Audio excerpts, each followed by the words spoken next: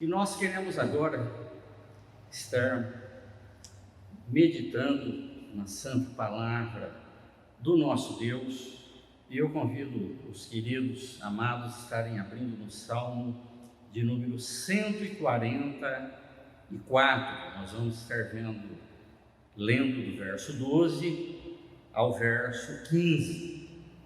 O tema da palavra do Senhor as nossas almas nessa noite é a felicidade das nações. Salmo 144, do verso 12 até o verso 5, a felicidade das nações.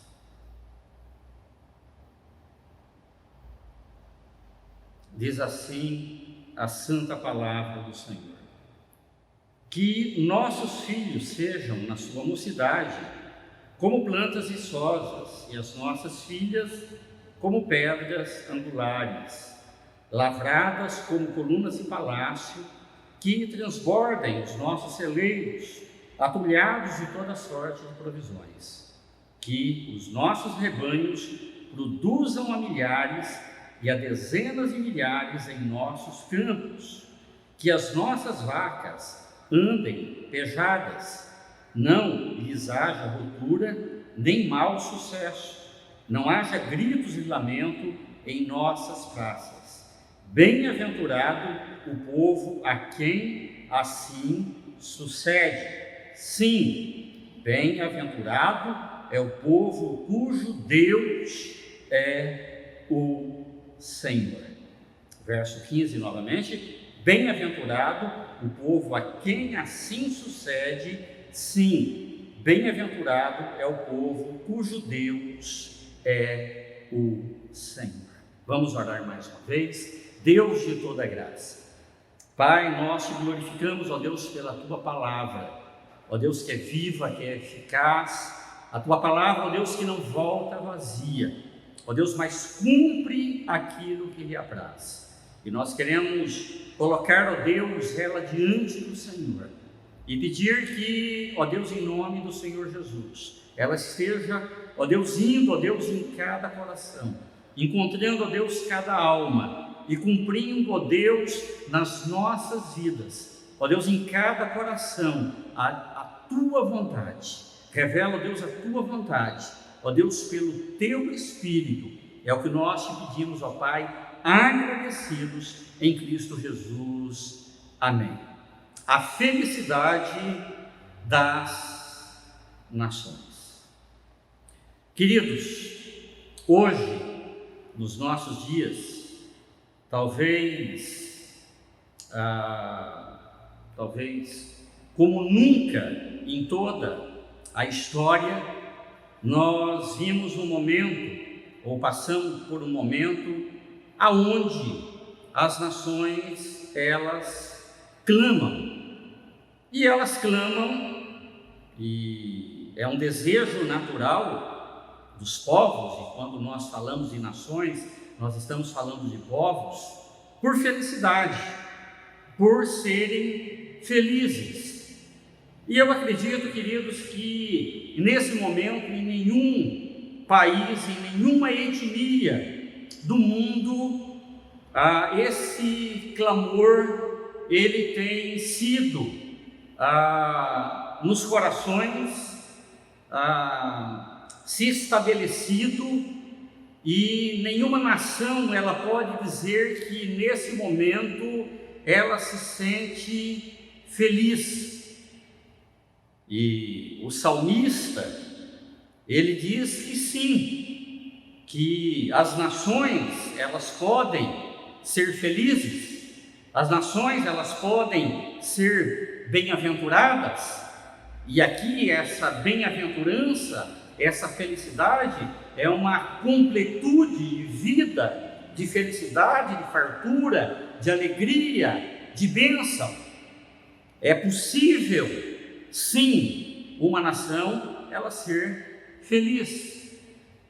Ele diz: feliz é o povo cujo Deus é o Senhor.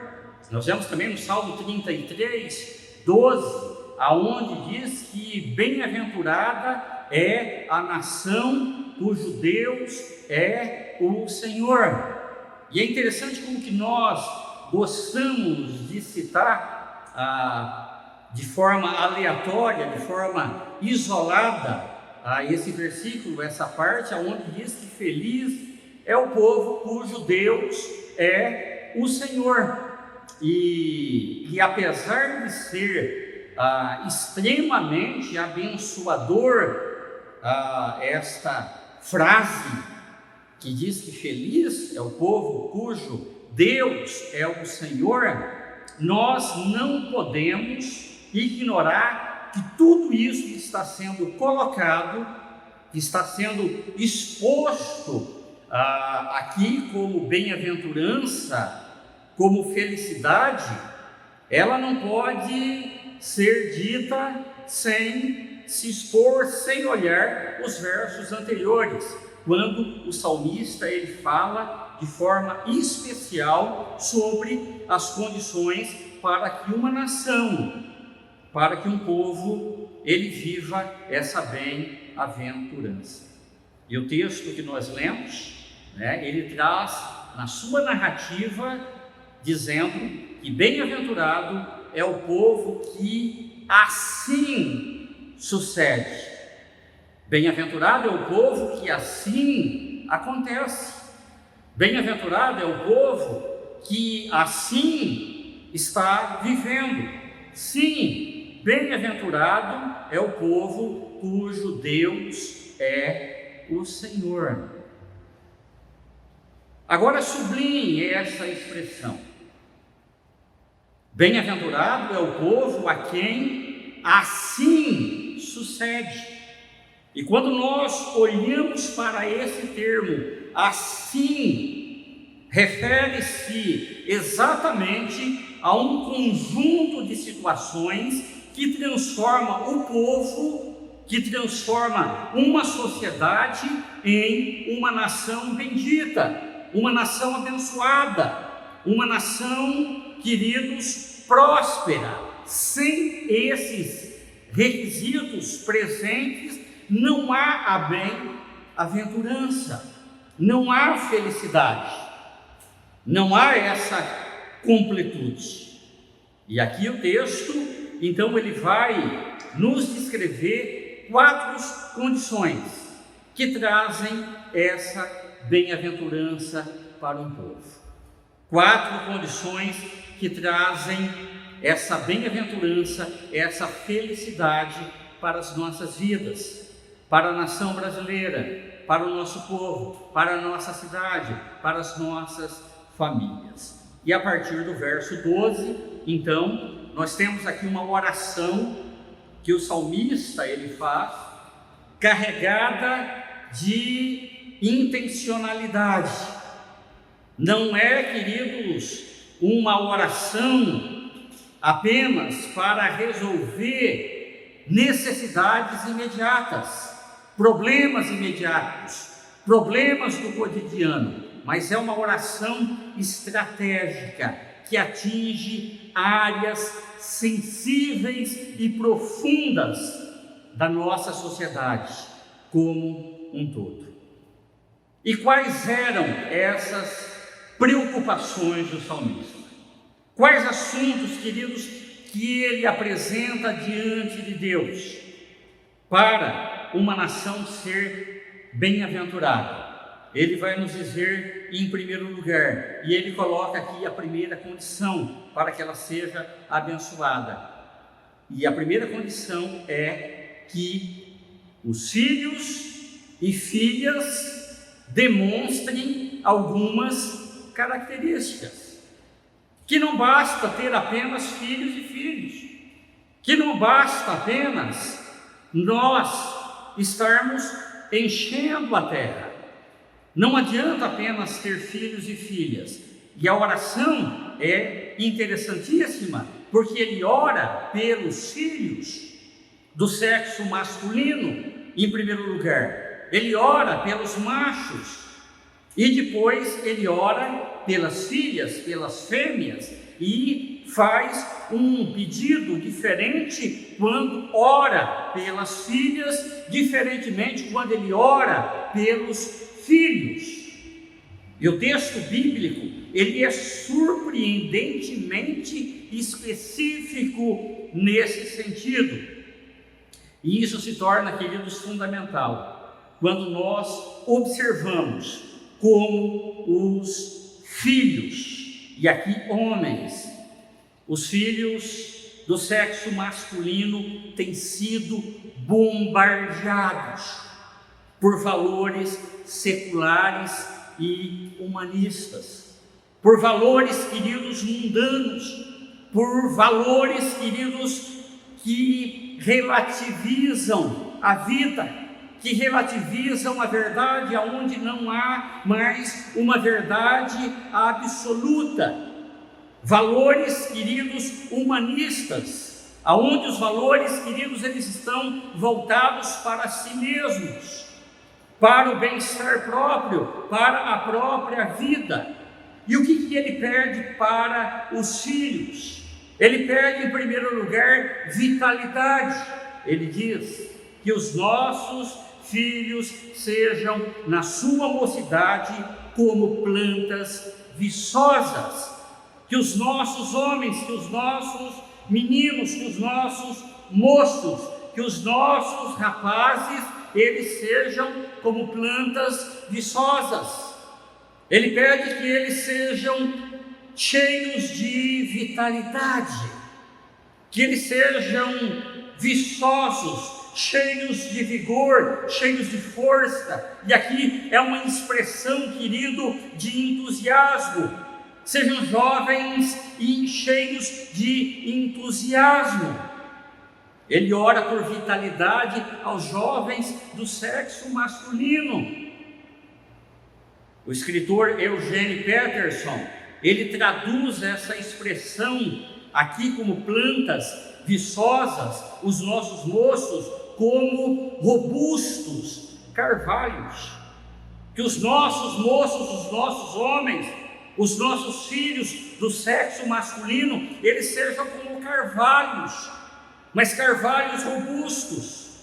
E é interessante que o carvalho, querido, é uma das árvores mais frondosas, mais potentes, que suportam as mais terríveis tempestades e intempéries da natureza. E quanto mais eles são assolados, mais robustos, mais firmes eles ficam, mais arraigados no solo eles vão se tornando.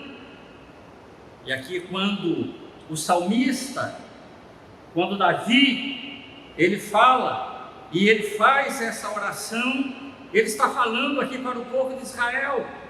E o povo de Israel, querido, era um povo belicoso, era um povo, querido, voraz, era um povo guerreiro, era um povo, querido, destemível.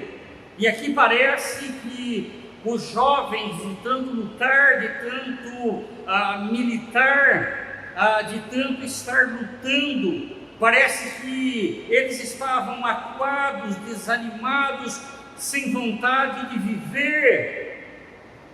E apesar de nós estarmos num contexto culturalmente diferente, nós vivemos dias, queridos, em que os nossos jovens, na sua mocidade, parecem, queridos, desanimados. Nós vivemos, queridos, uma geração de jovens desanimados, sem ânimo para lutar. Parece que o sexo masculino, ele perdeu a sua virilidade como homem, como macho, como homem. A sua masculinidade e a sua hombridade parece, queridos, que foi se esvaindo. O desejo de viver, parece que nós temos, queridos, uma geração de jovens sem garra. Muitos jovens, queridos, perderam a vontade de viver. Falta saúde espiritual, moral, física, emocional para lutar. Quantos jovens, queridos, andam deprimidos na adolescência, desencorajados, sem força para lutar, sem vício. E ele diz, e ele ora para que os jovens, eles sejam viçosos. Carl Farley, ele afirmou acertadamente no seu livro, quando ele diz que um garoto, querido, é a única matéria-prima que Deus, ele pode usar para fazer um homem. É apenas um garoto, ela é ele é a matéria-prima de Deus. Portanto, nós precisamos cuidar, queridos, dos nossos filhos de forma especial. Eles são a matéria-prima de Deus. O seu filho, o seu garoto, o seu homem é a matéria-prima de Deus, queridos. Não há outra alternativa, não há um plano B para fazer verdadeiros homens. E é através deles que Deus, ele quer forjar a humanidade. Lamentavelmente, queridos, os filhos muitas vezes hoje estão se encontrando desorientados quanto à sua masculinidade e paternidade. Muitas vezes nós olhamos, queridos, para os nossos jovens, nós não sabemos se é uma moça, nós não sabemos se é um moço, nós não conseguimos distinguir mais, não só pela maneira de se vestir, mas pelo comportamento, pela hombridade. Encontram-se desorientados. Os próprios modelos familiares, hoje na nossa sociedade, no nosso mundo, eles se encontram fragmentados na nossa pós-modernidade, e os pais parecem incapazes de conciliar essas demandas, queridos, as demandas sociais, as demandas profissionais com a convivência familiar, e o resultado é que os filhos sofrem com essa ausência física e emocional dos seus pais. E o salmista, ele ora pela vitalidade dos filhos, pela vitalidade dos rapazes. Ele pede para que eles sejam como plantas viçosas. O salmista, ele ora para que os filhos, eles tenham vida em abundância, para que os filhos, os homens, eles sejam alegres, eles sejam cheios de vida, eles sejam líderes, eles sejam faróis na sua casa, eles sejam aqueles que dão direção, eles sejam faróis na sociedade, queridos. E muitas vezes eu fico perguntando, como serão os nossos adolescentes daqui a 4, 5, 6 anos? Se serão esses faróis, se serão esses homens com hombridade, esses homens formados aqui, forjados pelo caráter de Deus na sociedade, no mundo em que nós estamos vivendo? O que o salmista está dizendo é que somente quando os filhos, queridos, eles possuem tal vitalidade, é possível crer que uma nação, ela será bem-aventurada. Depois de orar pelos filhos, o salmista então passa a orar pelas meninas, passa a orar pelas moças. E o que é que ele pede pelas filhas? A oração pelas filhas é diferenciada, é radicalmente diferenciada. Ele ora para que as filhas sejam como pedras angulares, como colunas de palácio. E aqui, em primeiro lugar, ele diz pedras angulares. Que as moças, as nossas filhas, que as meninas, elas sejam pedras angulares. E a pedra angular, querido, ela tinha a função de estabilidade e referência. Pedras angulares, queridos, era o ponto de partida de qualquer construção. Antigamente os homens não tinham as noções de engenharia que tem hoje. Então eles começavam ali a construção, a edificação, o edifício com uma pedra grande, e essa pedra que ficava no fundamento era colocada na esquina do prédio, e aquela pedra era o sustento, era a base da nova construção. E é por isso que Jesus, queridos, ele é chamado de pedra angular, é essa pedra de esquina, é essa pedra que é a base. A palavra de Deus diz que Jesus é a pedra angular, é a pedra estabelecida por Deus, a partir do qual todo o edifício, a sua igreja, ela deve ser construída. Sem Jesus, a construção, ela é falha, ela é instável. E o salmista ora para que as filhas sejam a estrutura, o ponto de partida das famílias, queridos. Em muitos lares hoje nós vemos lares, queridos, que são frágeis. E são frágeis demais por causa da fragilidade dessas pedras, dessas moças, dessas mulheres. São mães, queridos, que não dão a mínima estrutura para que os seus lares sejam sólidos, para que os seus filhos tenham maturidade emocional e espiritual. Em Provérbios 14:1 nós lemos que a mulher sábia, ela edifica a sua casa. A mulher sábia, e essa edificação é exatamente isso que o salmista está falando, é essa pedra angular, essa pedra de esquina, é essa pedra de sustentação na vida da família. O homem é o cabeça, o homem, querido, ele é o responsável, ele é o sacerdote do lar, mas a moça, a mulher, querido, é ela quem edifica a casa, é ela quem é essa pedra que sustenta. Mas ele diz que a insensata, com as suas próprias mãos, ela derruba a casa. A mulher dá o ponto de equilíbrio para a casa. Eu fico pensando num mundo de famílias onde só houvesse homens. Eu fico imaginando uma casa cheia de homens. É um verdadeiro desastre. E ele chama elas de pedras angulares. Mas além de pedras angulares, ele chama elas também de colunas de palácio. E todos nós temos a experiência, todos nós, quando chegamos numa grande construção, num grande prédio, nós vamos nos deparar com o quê? Em primeiro lugar, com as colunas de entrada. E geralmente elas são imponentes, elas se destacam ali na arquitetura.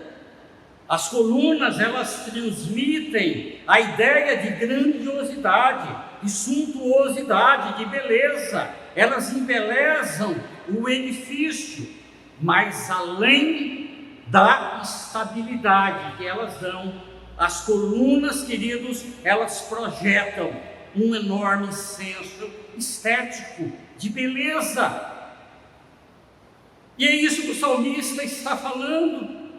Você já viu lares, queridos, sem a presença feminina, como se torna uma casa fria, sem vida, sem a presença dessas colunas, queridos?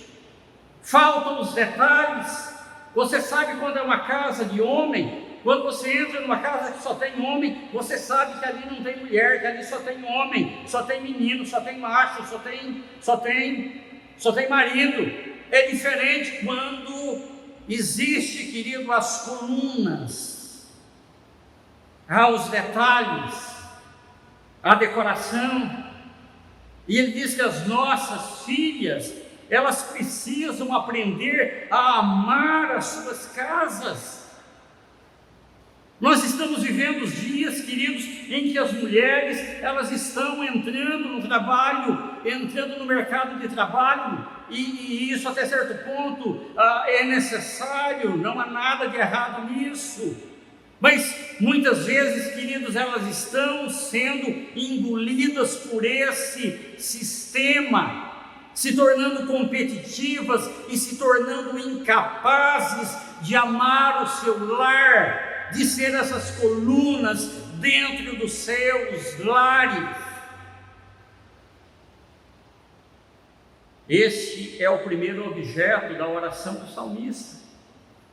É os filhos e as filhas, queridos. É os filhos e as filhas. E ele diz que bem-aventurada é a nação a quem assim sucede. Não há uma nação, não há um povo, não há uma etnia, uma cidade, querido, abençoada, bem-aventurada, se os filhos, as filhas não forem, em primeiro lugar, esses fatores, esses instrumentos, esses objetos de bênção na sociedade. Em segundo lugar, ele fala da economia. Ele diz que transbordem os nossos celeiros, atulhados de toda sorte de provisões, que os nossos rebanhos produzam a milhares e a dezenas de milhares em nossos campos, que as nossas vacas andem pejadas, não lhes haja rotura nem mau sucesso. Em segundo lugar, ele diz, o segundo princípio, querido, para uma bem-aventurança na cidade, na nação, é a economia, é a vida financeira do seu povo, e é muito importante nós estarmos pensando nisso. O salmista, ele ora pela saúde financeira da nação, e aqui quem está orando, querido, é Davi, e dentro da teologia hebraica, ele integra profundamente as coisas, elas estão juntas. Nós muitas vezes na nossa teologia, na nossa concepção ocidental, muitas vezes nós construímos um pensamento que isso é pagão, ou isso é religioso, ou isso é espiritual, sagrado, ou isso é profano.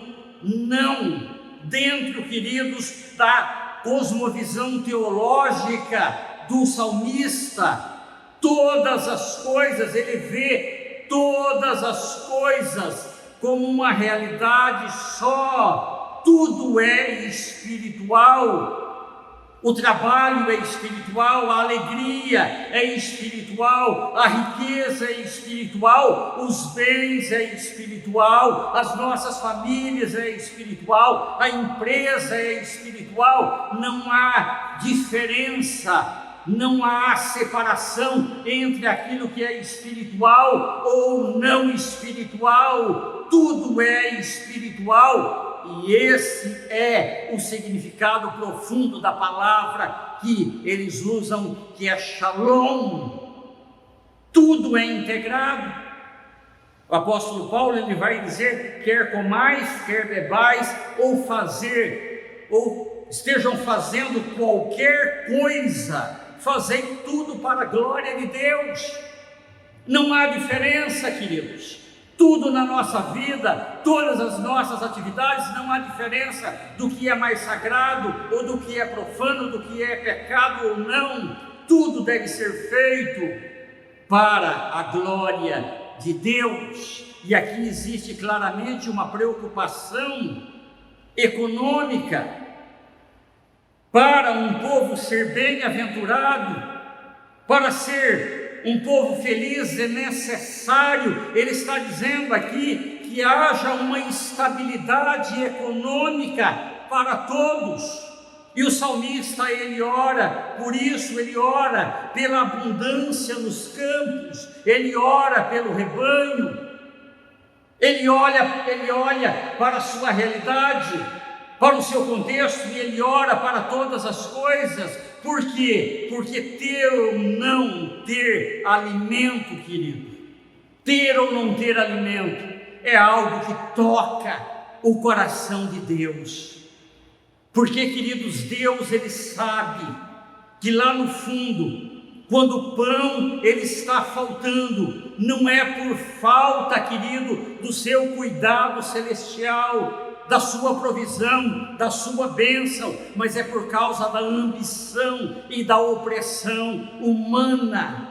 Deus está dizendo que Ele dá o suficiente para todos, que todos podem ser supridos, que todos podem ser abençoados, que todos podem se beneficiar, que todos, queridos, podem usufruir.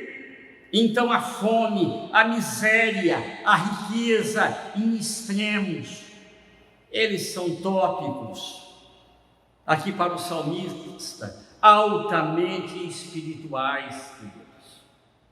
Não é só uma questão governamental, não é uma questão apenas administrativa de forma nenhuma. A nossa economia, ele está mostrando que a nossa economia e o uso apropriado dos bens e dos recursos, eles devem glorificar a Deus. Caso contrário, eles se tornam motivo de juízo sobre a raça humana, aonde uns comem demais e outros, queridos, comem de menos e morrem até de fome. E por isso o salmista ele ora pela agricultura, ele diz que transbordem os nossos celeiros atulhados de toda sorte de provisão, que a nossa despensa, os nossos celeiros, eles estejam atulhados, a tulha esteja cheia, que elas estejam abarrotadas, e pela pecuária, que as nossas vacas andem pejadas, que não haja rotura nem mau sucesso. E aqui é o upre da vaca, é a mama, é as tetas da vaca. E aqui, quando ele diz pejadas, que elas estejam cheias, que não haja rachaduras, que não haja mau sucesso, mas que elas sejam bênçãos, que elas deem, que elas frutifiquem. Essa é a oração. Ele ora, ele intercede por aquilo que era a base financeira do seu povo, que é a agricultura e a pecuária. Nós deveríamos orar também, queridos, pelos nossos parques industriais. Nós precisamos estar orando pelo nosso comércio, pelo campo, nós precisamos orar pela agricultura, pelos nossos profissionais liberais, pela arrecadação de impostos, para que não tenhamos apenas alguns privilegiados e outros não, porque isso para Deus é vergonha. E ele ora pela economia da nação. Ele diz: bem-aventurada é a nação que assim se sucede. Em terceiro lugar, ele coloca como princípio para a bem-aventurança da cidade, da nação, é a paz na cidade. Ele diz: não haja gritos e lamentos em nossas praças, que não haja vida se lamentando. E o salmista ora por essa paz na sociedade. Davi, queridos, ele vive numa época de guerra. Ele está vivendo num período onde vidas são ceifadas, onde jovens são mortos, onde há viúvas, vidas estão ceifadas, vidas estão aflitas. E nós sabemos, queridos, que as guerras, elas geram essa desagregação social. O número de viúvas, de jovens, de pessoas sem recursos financeiros, facilmente se transformam essas mulheres, essas pessoas em prostitutas, vidas que vão para a droga, para a violência, filhas sem os pais, ali eram abusadas. E o salmista sabe muito bem disso, ele ora pela paz. Quando o seu povo estava exilado na Babilônia, ele diz: procurai a paz da cidade para onde vos desterrei, para onde vos enviei, e orai por ela ao Senhor, porque na sua paz vós tereis paz. O raciocínio, queridos, é claro: quando há violência na cidade, todos são atingidos. E a violência, ela gera instabilidade. Pessoas, queridos, acuadas, elas se tornam violentas. Por isso a palavra de Deus, ela recomenda que nós oremos pela paz da cidade, pelas nossas autoridades. A palavra paz, ela vem do hebraico que é shalom, e significa sucesso, alegria, plenitude. O salmista, ele ora pela sua cidade, ele ora por Jerusalém, para que os seus muros ali dentro reine a paz, a shalom de Deus. Queridos, nenhuma nação é feliz vivendo em conflito. Nenhuma nação, querido, é feliz vivendo, queridos, em segregação. Bem-aventurada é a nação que assim sucede. Em quarto lugar, ele vai nos colocar como princípio para a bênção, para a bem-aventurança da nação, do povo, é o domínio do Deus de Israel. O domínio do Deus verdadeiro. E é nesse contexto que nós vemos a afirmação tão conhecida que diz que bem-aventurado é o povo a quem assim sucede. Sim, bem-aventurado é o povo cujo Deus é o Senhor. E para uma nação ser bem-aventurada, o Deus de Israel, ele precisa estar no governo. O Deus de Israel, o Deus de toda glória, o Deus verdadeiro, ele precisa estar no governo, ele precisa estar governando. E é interessante, queridos, como que é muito fácil nós, em determinados momentos, nós estarmos colocando a nossa confiança em sistemas, em governos, em políticos, achando que eles resolverão os problemas da nossa nação, que resolverão os problemas da nossa sociedade, e os anos, os dias eles vão passando e as frustrações elas chegam e nós percebemos que não devemos estar colocando a nossa confiança no homem, no braço do homem. Por isso o salmista diz que bem-aventurado é o povo cujo Deus, a sua confiança, ela está no Senhor. Agora é interessante que, e se você observar, ele vai dizer que não basta ser qualquer Deus governando, tem que ser o Senhor. E quando aparece o termo Senhor, esse termo Senhor na palavra é referente a Yahvé. O salmista, ele afirma que uma nação, ela só será feliz se o Deus de Abraão, o Deus de Isaac, o Deus de Jacó, o Deus das alianças, o Deus pessoal, o Deus conosco, ele estiver no governo. Lamentavelmente, queridos, o nosso Brasil, muitas vezes, queridos, ele é governado por entidades. Ele é governado muitas vezes por deuses, ele é governado por orixás. Estima-se que quase 7 milhões de pessoas no Brasil, queridos, elas são espiritualistas, aceitas espiritualistas, o que nos torna, querido, o maior país espírita do mundo. Nós vemos, por outro lado, querido, uma igreja evangélica que não sabe o que é o evangelho e nem prega a graça e a redenção por meio de Jesus Cristo. São cerca, queridos, de 100 mil terreiros de Umbanda só no Rio Grande do Sul. Quem é o Senhor do nosso país? As praias do nosso Nordeste estão cheias de imagens, queridos, de Iemanjá. Quem é o Senhor da nossa nação? Nenhuma nação, querido, ela pode ser feliz se o seu Deus não for Yahvé, ela não for o Senhor. Bem-aventurada é a nação que assim sucede.